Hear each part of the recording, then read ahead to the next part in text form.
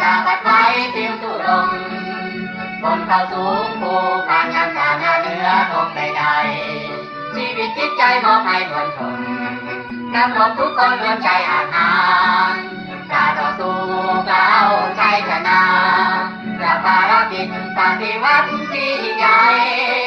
ไล่อำนาจฟาสซิสต์ต่อไป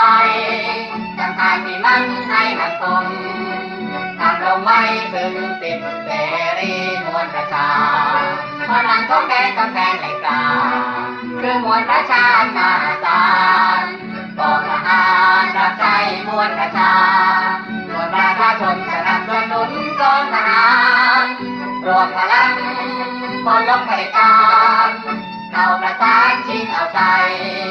ให้อำนาจรัฐมาเป็นของมวลประชา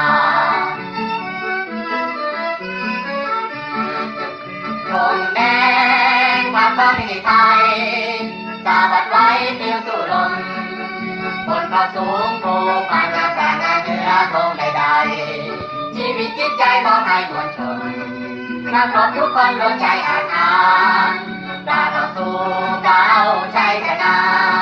ประภารกิจปฏิวัติที่ยิ่งใหญ่ไล่อำนาจฟาสซิสต์ต่อไปทำการที่มันให้มันคงทำลงไว้ถึงสิทธิเสรีมวลประชาผนังของแดนกำแพงเหล็กกาคือมวลประชามาศาลกองทหารรับใช้มวลประชามวลประชาชนสนับสนุนกองทหารรวมพลังคนลงไปการเข้าประสานชิงเอาใจ